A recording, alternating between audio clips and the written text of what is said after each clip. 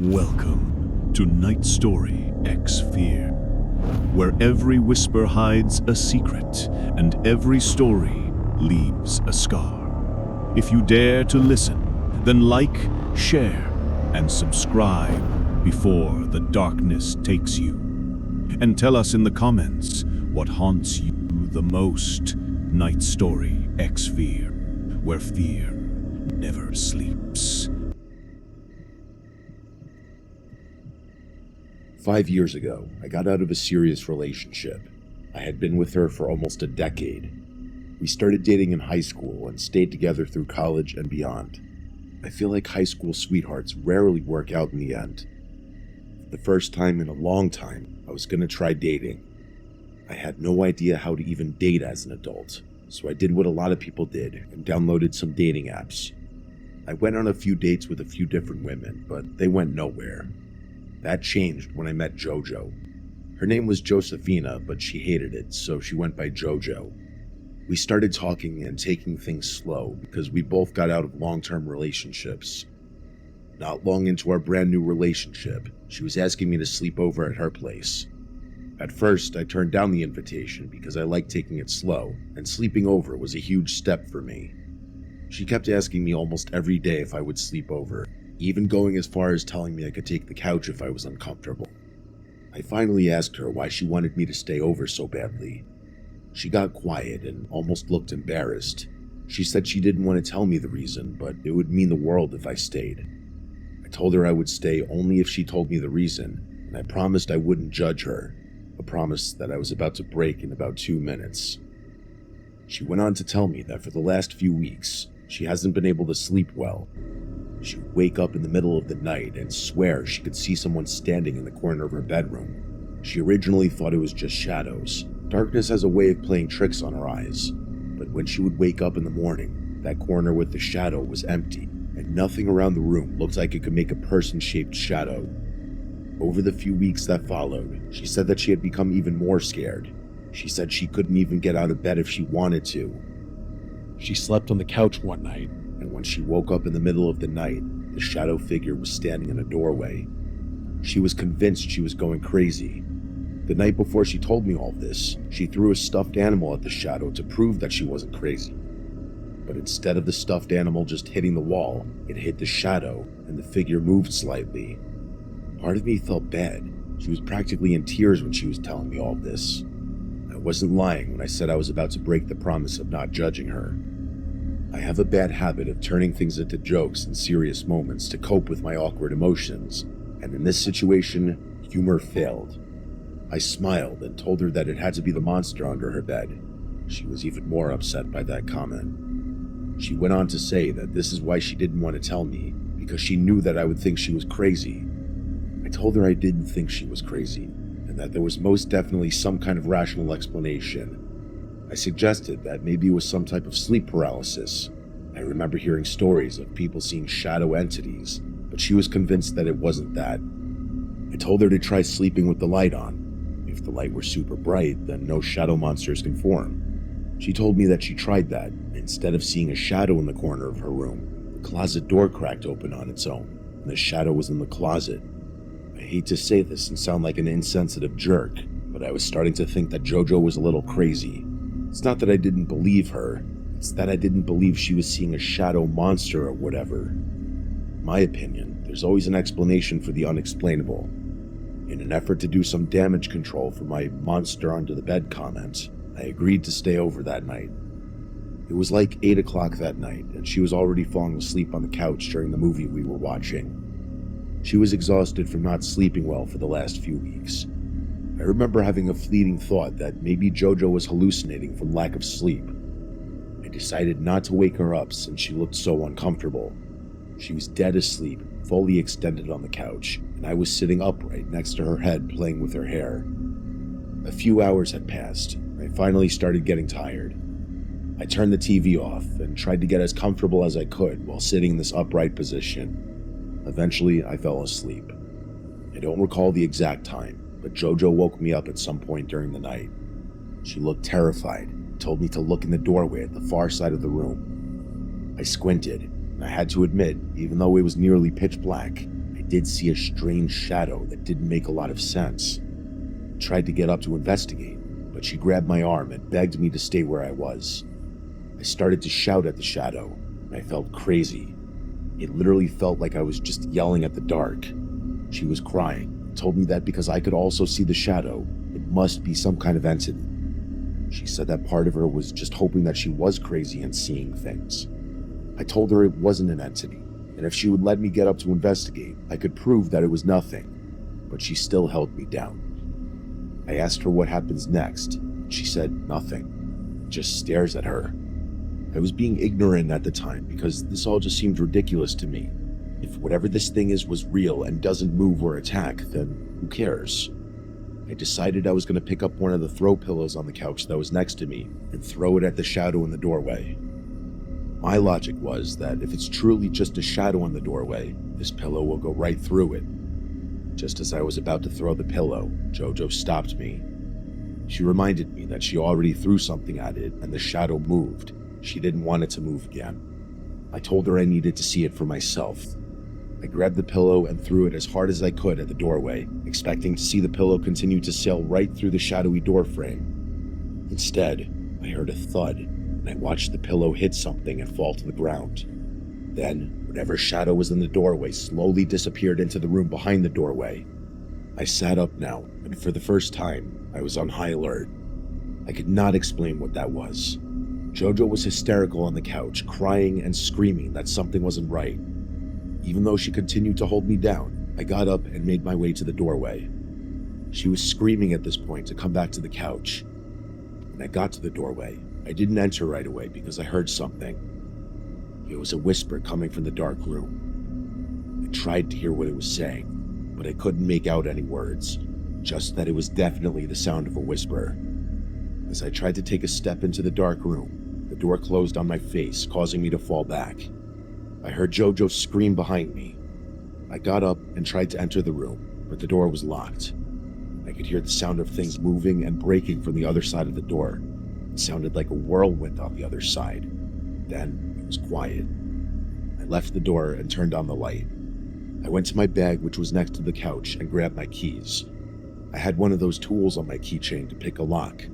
I successfully picked the lock and went into the room. I turned on the light, and the room was a mess. JoJo had used this room for her home office. It had a desk, a computer, a bookcase, and a bunch of books and paperwork. The furniture, all the books and papers were everywhere in this room. It was like a tornado was set loose in there. Two things I noticed right away were that the window in that room was wide open and there was no screen, and most importantly, no shadowy figure anywhere to be seen. I could hear JoJo yelling from the couch, asking if I was okay. I came out and told her that everything's okay and that the room was a mess. I suggested calling the police, but she claimed that it wouldn't do anything. She insisted that it was some paranormal entity. I wasn't sure what it was. I was freaked out in the moment, but now that it was gone, I had calmed down and was trying to find a rational solution. I didn't call the police, and I helped JoJo clean the room. She stayed at my apartment for a few nights after our first eventful sleepover.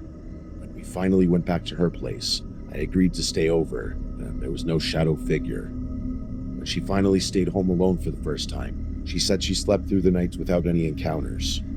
5 years later, and I'm engaged to JoJo now. We still mash heads with each other over that night. She's convinced that it was a supernatural entity, and I'm convinced that it isn't. The one thing we do agree on is, whatever it was definitely there. I witnessed it with my own eyes and ears. I often think to myself, what would be scarier, if a shadow monster was in her place, or if a person was just there watching her sleep? Either way, I'm happy it never happened again. At least, not yet.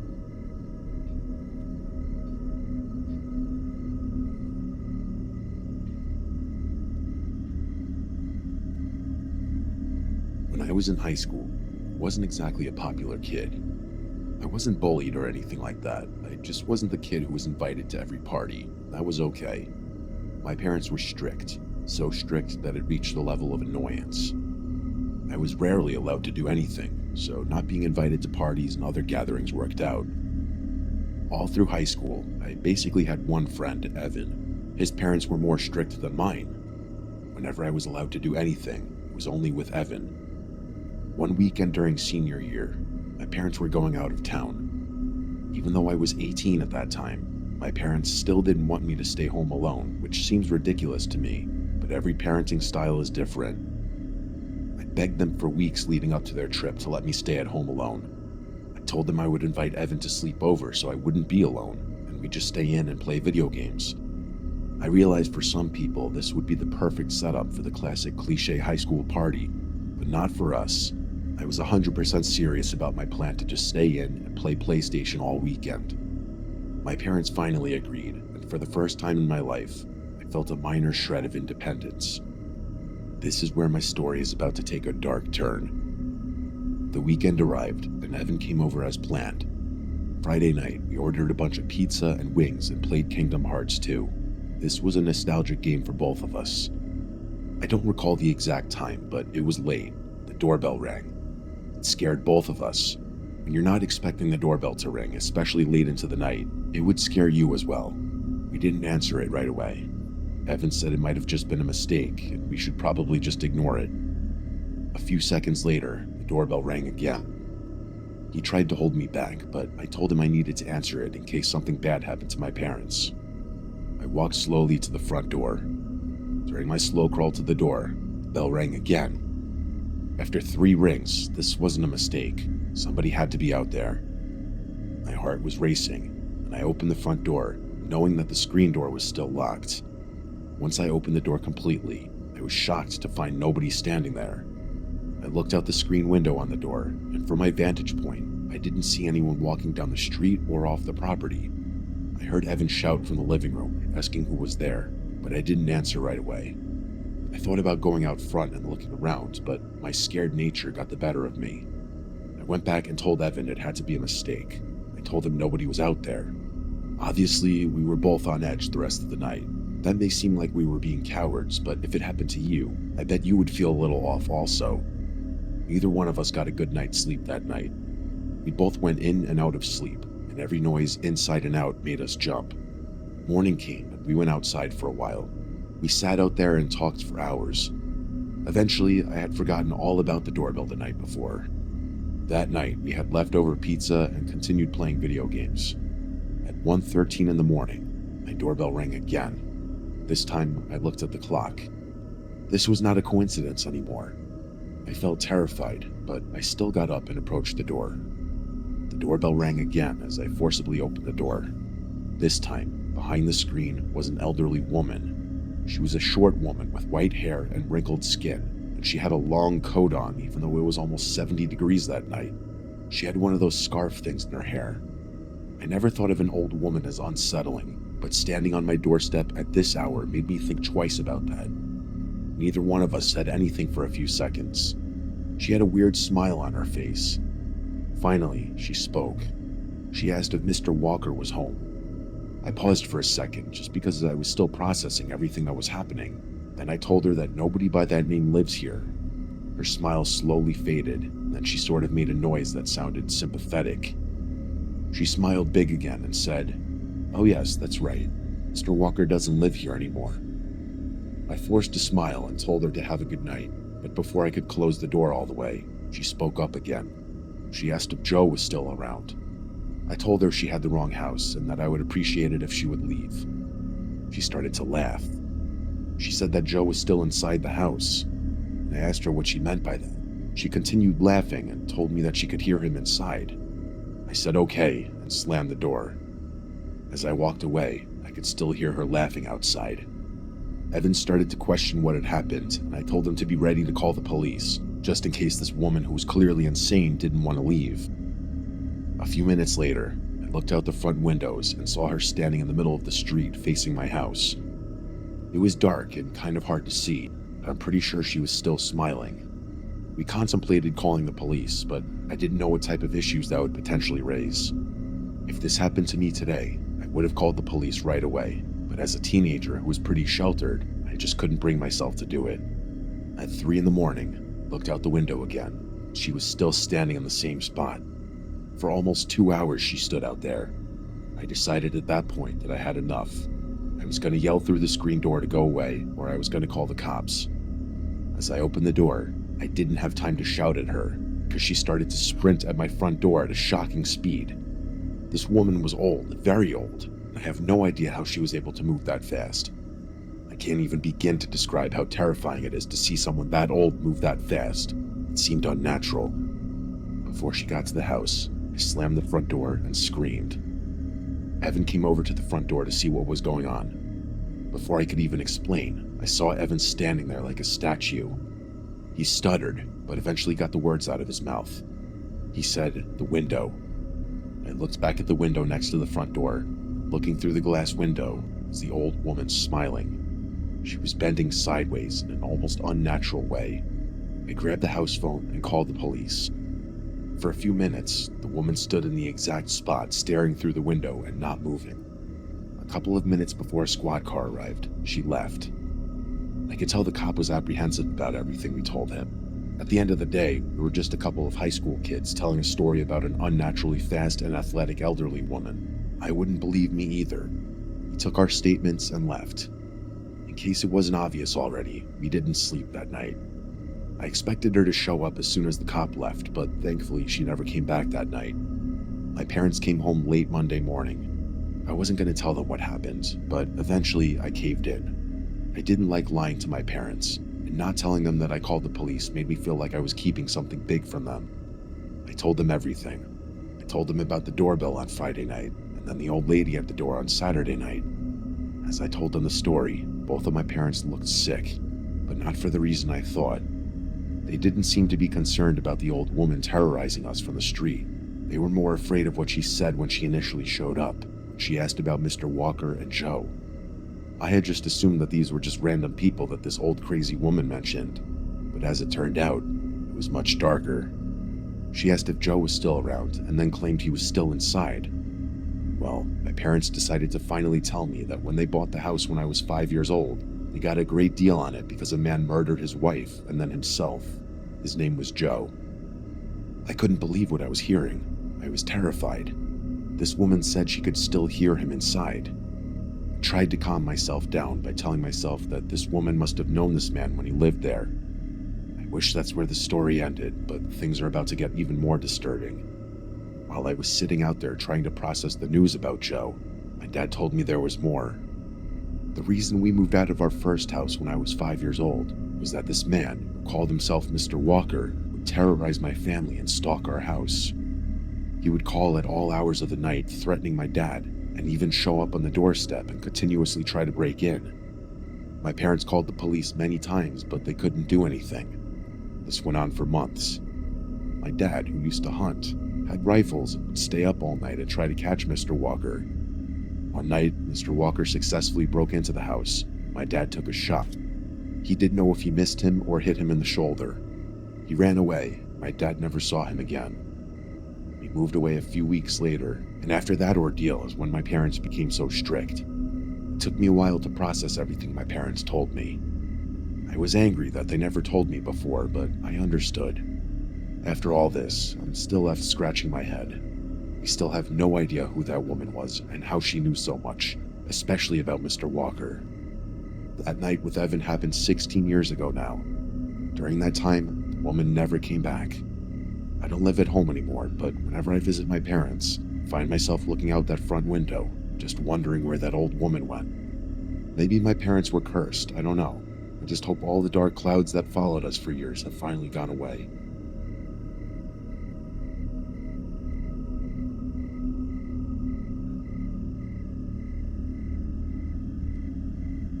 This isn't your typical scary story that you hear every day.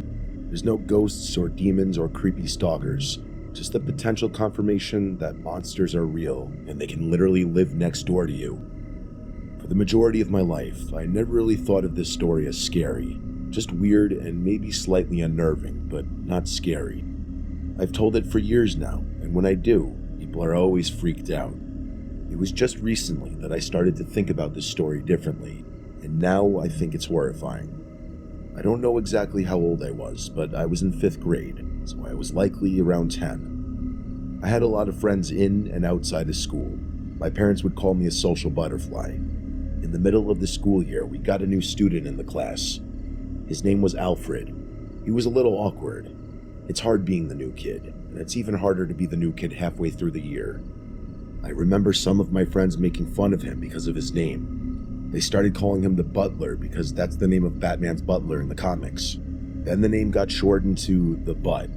You can imagine how much a bunch of 5th graders loved that name. Even all the girls started calling him that. I felt bad, but it didn't look like it bothered Alfred that much. He just took the verbal abuse as it came and went about his life. I think the reason I had a soft spot for Alfred was that his family moved into the house that was directly next door to mine. We rode the bus together and walked home together. I realized in those short walks that he and I had a lot in common that my other friends didn't like. Specifically, we both loved professional wrestling, which my other friends hated with a passion.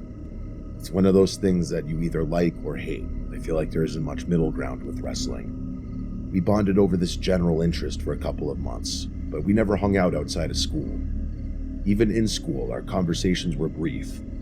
I sat with my other friends at lunch, and they refused to let Alfred sit with us. Kids are ruthless, but Alfred didn't care. One Friday afternoon, when I got home from school, my mom was on the phone. She was doing her classic friendly mom voice. When she hung up, she told me she was talking to Alfred's mom on the phone. His mom apparently told my mom that he's been struggling in school and that she thinks it's because mostly everyone is mean to him except for me. She asked my mom if I could come over for a sleepover that night. I liked the kid fine, but I didn't want to sleep at his house. My friends would kill me if they found out. My mom, being the nice woman she is, told Alfred's mom that I would love to stay over. I didn't try fighting with my mom because I knew this would be an argument I would lose. I figured I could talk wrestling and I would just make the best of it. I went over in the late afternoon. His parents were super nice. His dad was wearing a wrestling shirt and was outgoing. He was doing a bunch of impressions and started talking to me about wrestling, and I was honestly having a good time. As it got late, his parents told us that they were going to bed and that we could stay up as late as we wanted, as long as we weren't loud and didn't go in the basement. After they went upstairs, I asked him why we couldn't go in the basement, and he told me that his dad has stuff down there for his job that's dangerous. It's just best to avoid going down there so we don't get hurt. I thought that was weird, but I shrugged it off.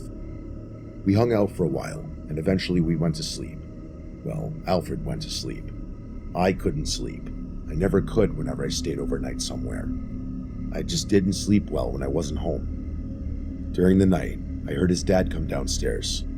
I pretended like I was sleeping. A few seconds later, I heard him walk away and open a door in the connecting hallway. He closed the door behind him, and I could hear footsteps descending from the vent near my head. I didn't hear anything for a little. I thought it was weird that his dad woke up in the middle of the night and went into the basement, but I didn't really care. Then I heard a strange, muffled sound coming from the vent.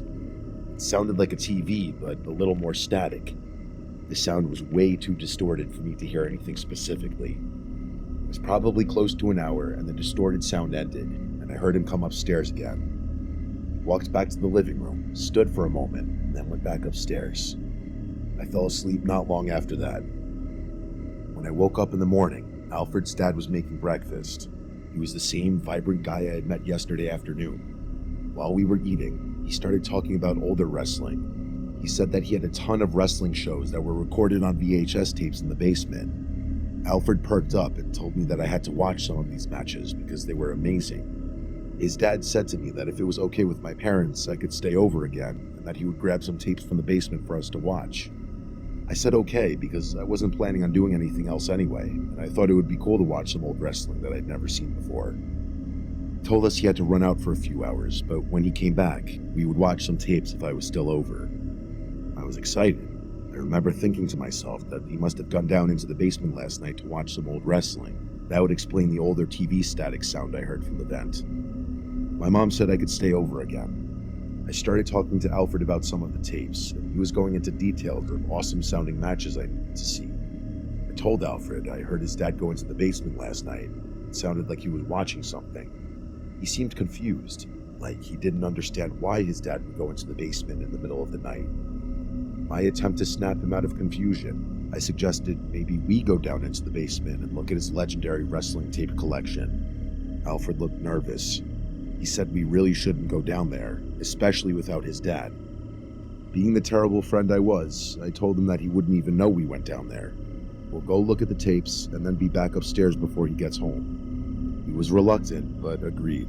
I think he just wanted to be agreeable because he didn't want to jeopardize our new friendship. We snuck into the basement, and it looked like a typical old basement. It was dark, cold, and unfinished.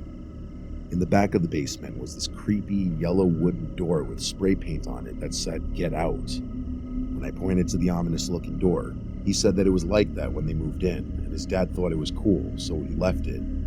Alfred approached the yellow door and said that the tapes were behind the door. He opened the door. There was an entire wall of shelves with videotapes on them. The opposite side of the shelves next to the door was an older TV with a VCR. This must be where he was watching the tapes last night. I started looking at the videotapes, and every one of them was labeled with a piece of tape that listed the wrestling event and year. Alfred told me his dad calls himself a tape trader, which is exactly as it sounds. Wrestling fans used to trade wrestling tapes to acquire rarer matches and wrestling from other countries. I was amazed by this. As I was running my fingers across one of the shelves, I noticed a few tapes scattered among the hundreds of videotapes that would say things like Wrestling Tape 1 and Wrestling Tape 2 and so on. Everything else was detailed. It felt weird that these ones were so basic. I grabbed the tape that said Wrestling Tape 2 and made my way to the VCR. Alfred asked what I was doing, and I told him I wanted to see what was on one of these random tapes. He told me to hurry up so we wouldn't get in trouble. I inserted the tape. Instead of wrestling coming up, it was static, grainy footage of a red backdrop. Everything on the screen was red. Red wall, floor, and ceiling. The only other thing in the fuzzy image was a wooden chair. While the tape was playing, nothing was happening in the image on the screen. But in the background, you're screaming. The type of screaming that still lingers in your head decades later. Just as I was about to eject the tape, a man in a mask came onto the screen, a disturbingly cheerful voice, and said to the camera, "Stay tuned. You'll want to see what happens next." He started to laugh as the screams just outside the camera got louder. Alfred stopped the VCR and said he heard a car outside. He turned the TV off and ran upstairs as fast as we could. His dad came inside and was acting goofy, just like he had been for all of our other interactions. He told us to give him a few minutes, then he would find some matches for us to watch. His dad went downstairs. When he did, I remembered that I forgot to eject the tape and put it back. I didn't say anything to Alfred. An hour later, his dad came upstairs, and he looked angry. He wasn't acting silly and outgoing anymore. He came to the living room and told me that I needed to go home, then walked away. Alfred tried asking him why I needed to leave, but I just left. I felt so uncomfortable that I didn't want to stay any longer in that house. That next Monday, Alfred wasn't in school. When I got home, I went over to his house to see if he was okay. He answered the door, and he looked like he was crying. He said his family was moving immediately because his dad got a new job. I asked if he was okay since he looked like he was crying, and after a strangely long pause, he mumbled he was okay. His dad emerged from one of the rooms behind him, and Alfred just said he needed to go and shut the door on me. I thought it was weird that he was just moving abruptly, but I went about my life as normal. I started to enjoy hanging out with him, but at the end of the day, he wasn't one of my best friends. Literally the next day, he was gone. Our teacher made an announcement at school that he wasn't coming back, and of course, nobody cared.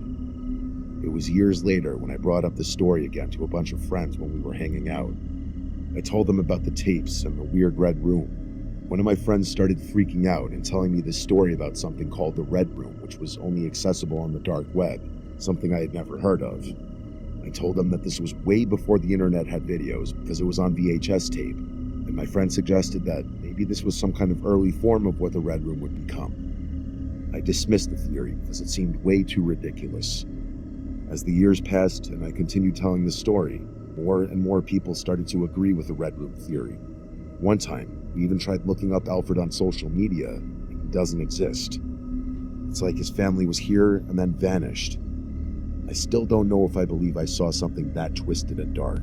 The more I read about this stuff, the more it makes sense. As an adult, if I think about this story too much, I start to lose sleep.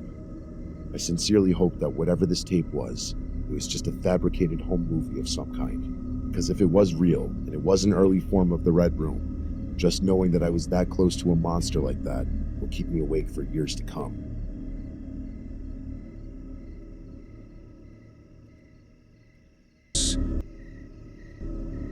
Centralia, Pennsylvania.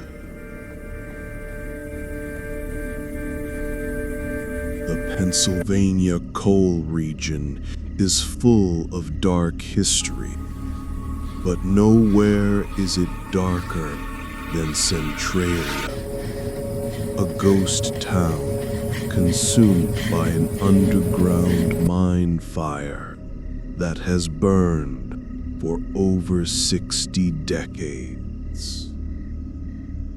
Liam and his documentary crew came here seeking abandoned structures and eerie visuals, not genuine terror.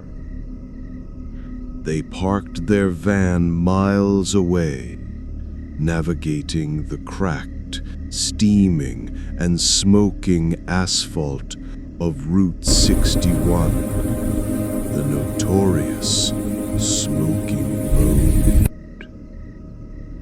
They found an old, half-collapsed miner's bathhouse, a stone structure with a single, ominous open doorway. The air was thick with sulfur and the heavy scent of burning carbon, making every breath feel shallow and desperate.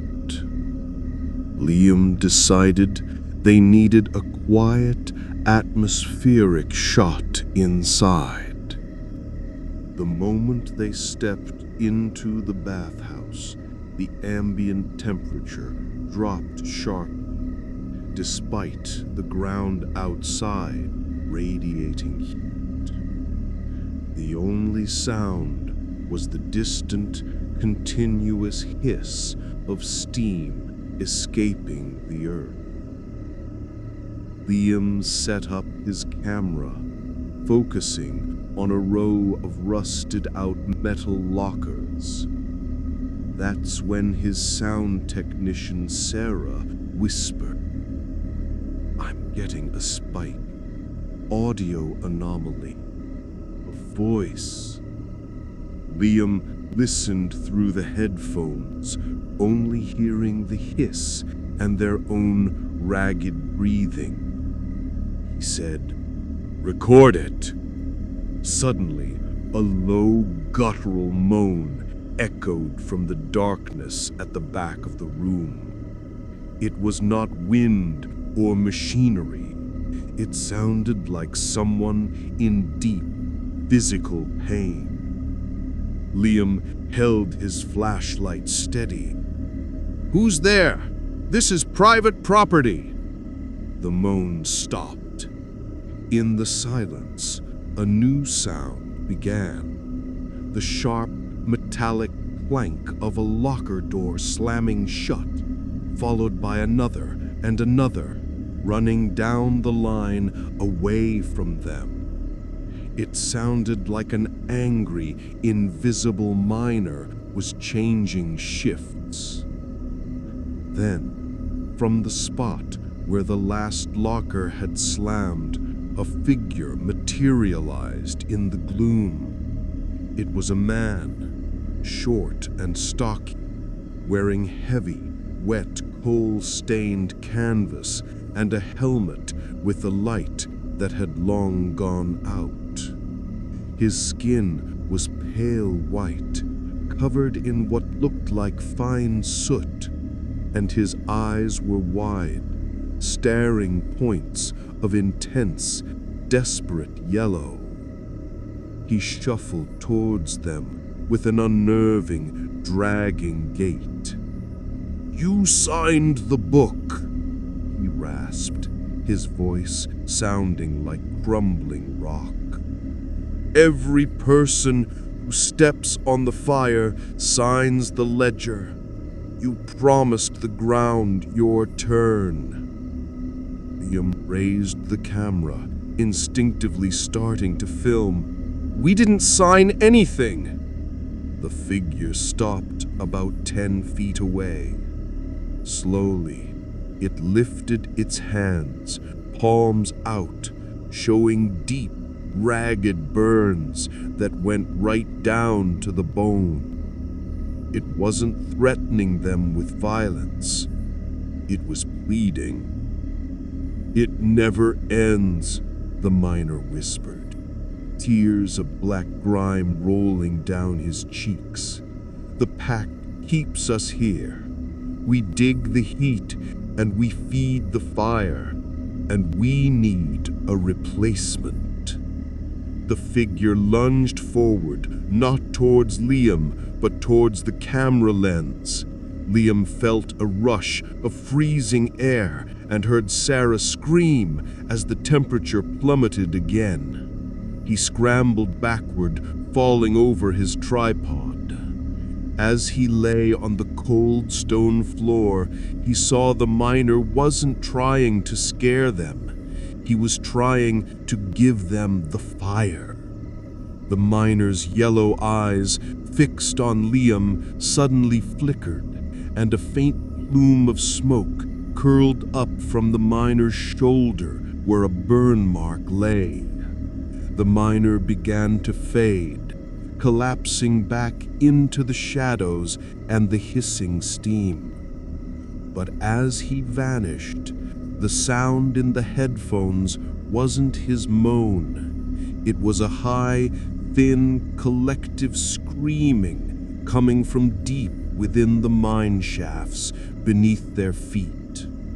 Liam and his crew ran, never stopping, until the sulphurous air was miles behind them. When they reviewed the footage, they found no trace of the miner, but the audio track contained exactly 3 seconds of pure, agonizing human screams, perfectly clear, followed by a sound like a single, massive metallic door clanking shut forever.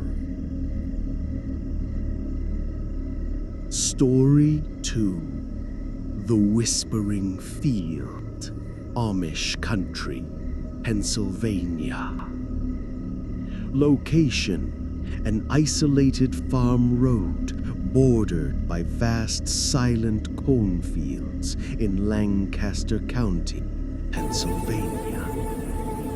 Clara and her family had rented a small antique farmhouse for a quiet weekend getaway, wanting to escape the noise of Philadelphia. The house was peaceful, surrounded by endless fields of corn that stood 7 feet tall, a vast silent green ocean that made the air heavy and still. On the second night, Clara woke up to the smell of dust and dry earth. She was alone in the bed. Her husband, David, was gone. She found him standing on the back porch, staring out into the blackness of the cornfields. The moon was full, casting sharp, unnatural shadows between the rows. "David, what are you doing?" He didn't turn around. "Listen," he commanded, his voice unnervingly flat. Clara stepped beside him.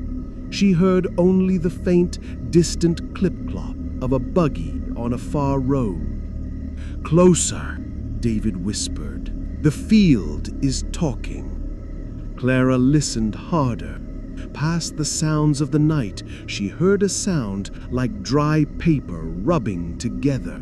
Hundreds of dry papers. It was the corn stalks, but they weren't rustling in the wind.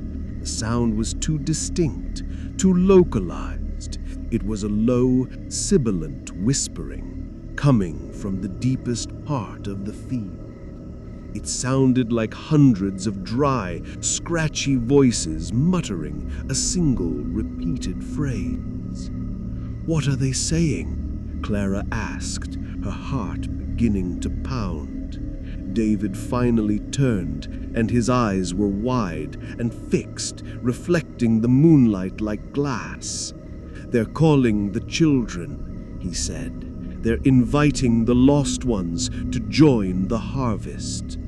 Just then, a light appeared in the center of the field, a small, bobbing lantern, moving slowly between the rows. It was the kind of antique lantern carried by the local community, but it was moving erratically, too low to the ground to be held by an adult. Then, from the direction of the lantern, a child's voice called out, thin and desperate. "Mama, I'm cold. Where are you?" Clara instinctively wanted to move, but David gripped her arm, his fingers like iron. "No, don't answer. That's not a child. That's the field's lure." The child's voice called again, closer now, sounding tearful. The lantern suddenly stopped moving, and from the darkness, directly beside the light, a second chilling sound emerged, a series of soft, rapid thwacks, like something heavy and round being repeatedly dropped onto soft dirt. The whispering intensified to a frenzied dry roar, sounding like 1,000 people screaming silently. David's eyes locked onto Clara's. "They say they've lost their form. They were lost in the fields generations ago, and they need a new voice, a new light." Then the unseen presence in the field began to speak, but this time it was not a child's voice. It was David's voice coming from the center of the cornfield, saying the most personal phrase he used only with her. "Cabbage, I need my cabbage to come find me." The real David on the porch screamed a raw, strangled sound of pure betrayal. He released Clara and pointed a trembling finger at the lantern, which was now moving directly toward the house. As the lantern came close, they saw that the light was casting long, low shadows of something small and indistinct moving between the stalks. But the light source itself wasn't held by hands. It was tethered to the ground by thick, pulsing roots of cornstalk, dragging itself along. And the rhythmic thwacks were the sound of small, round, wet objects, possibly rotten heads, being thrown out of the shadows. Clara fled back into the house, locking every door. She didn't look back at David, who had slumped against the railing, his body rigid, his eyes fixed on the field, his own voice still calling her from the darkness, inviting her to join the harvest. Story 3. The Black Dust Settlement, South Dakota. Location: a tiny isolated settlement near the Badlands, known locally as Black Dust. Sarah and her husband Jake bought an isolated cabin near the Badlands, intending to restore it. The nearest town was 40 miles away. The locals had warned them about the place they called Black Dust, an abandoned settlement founded by a religious sect in the 1890s, where everyone had supposedly vanished overnight. One evening, while running a generator outside, Jake found a rusted metal container buried shallowly in the dirt. Inside were hundreds of dried, brittle butterflies, perfectly preserved, their wings covered in a fine layer of black powder. That night, Sarah woke up to the smell of ozone and sulfur. The house was cold, but when she looked outside, the night sky was not black. It was a churning, suffocating blanket of the finest, blackest dust she had ever seen, swirling violently just above the roofline. She went to wake Jake, but he wasn't in bed. She found him in the living room, standing stock still in the center of the floor, his arms crossed across his chest. "Jake?" she called out, confused. He didn't move. Then she noticed that the black dust cloud outside wasn't stationary. It was actively pouring down the chimney and through the cracks in the old window frames, coating the furniture and the floor in a thick, velvety layer. The black dust covered Jake's shoes first, then his trousers, traveling up his body with unnerving speed. "It's the offering," Jake whispered, his voice thin and hollow, completely different from his usual booming laugh. "They finally returned the offering. The soil remembers the ritual." A faint, high-pitched whirring sound began, coming from the walls and the ceiling. It sounded like thousands of tiny wings beating rapidly against dry wood. Sarah watched in terror as a small cluster of the black dust on the floor began to gather and rise, twisting into the familiar shape of a dried butterfly. Then another and another, until the entire living room was filled with hundreds of silent black butterflies circling Jake's immobile figure. They were beautiful and utterly terrifying. The black butterflies landed on Jake's face, settling onto his eyes, mouth, and neck. He made no sound, no movement. Then the butterflies began to consume the dust on his skin, rapidly cleaning the black powder off his body. But as they cleaned him, the skin beneath wasn't revealed. Instead, the skin beneath was turning the same fine, brittle black as the powder, losing all trace of human color and texture. The whirring intensified, and the floorboards began to vibrate. Jake's eyes, now completely clean of the black dust, were revealed to be solid, glossy white, like polished porcelain.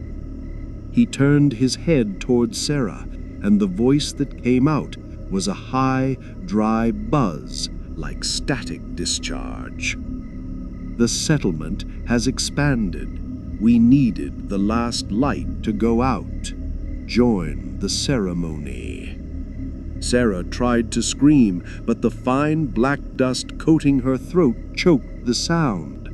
She realized the butterflies weren't cleaning him. They were replacing him, stitching a new skin of black dust and dried wings over his existence. She stumbled backward into the kitchen, and as she did, she knocked over the metal container. Hundreds of dried, brittle butterflies spilled on the floor, scattering among the dust. And she saw they weren't just butterflies, they were human fingers, dried and folded into the shape of wings by the black dust, awaiting their ritualistic return. Story 4. The Sentinel of the Lighthouse, Oregon Coast. Location: an isolated, decommissioned lighthouse on a rocky stretch of the Oregon coast.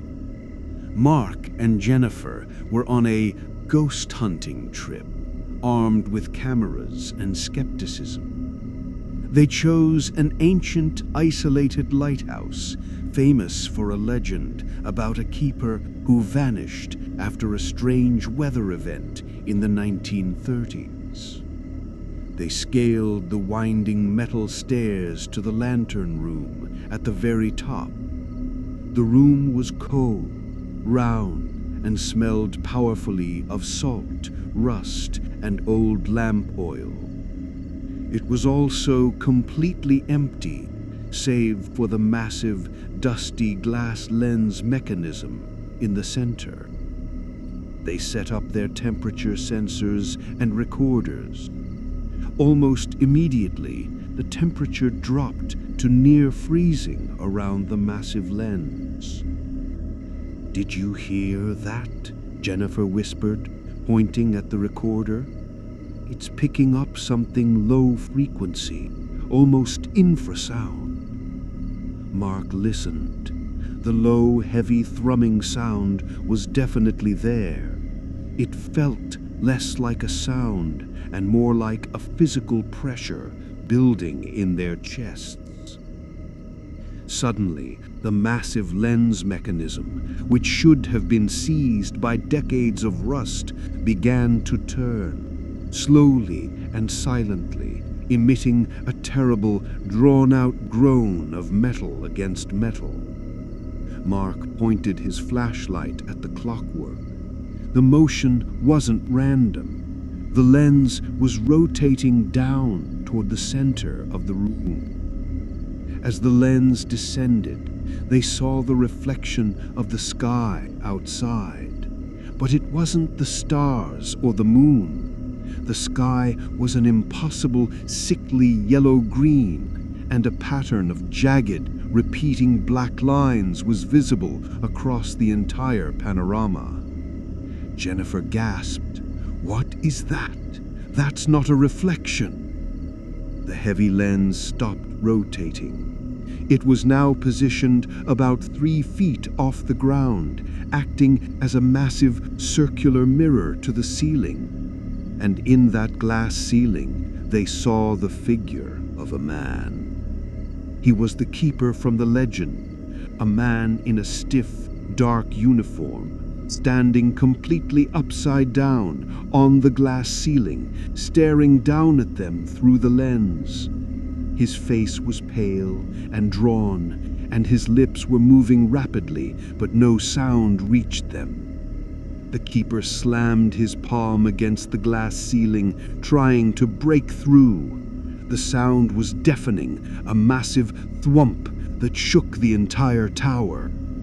The keeper's voice finally cut through the silence, coming not from the glass, but from their recorder, which suddenly broadcast a loud, panicked, high-pitched scream. "The storm isn't weather, it's the pattern!" Mark looked at Jennifer. She wasn't looking at the keeper. She was staring at the wall where Mark had set up the tripod. The tripod was gone. In its place, the heavy metal stand that once held the lighthouse lamp, a massive iron 3-legged pedestal, was now moving on its own. It was shuffling toward them, propelled by some unseen, immense force. The keeper's face in the lens was no longer terrified. It was smiling, a wide, knowing, horrible smile.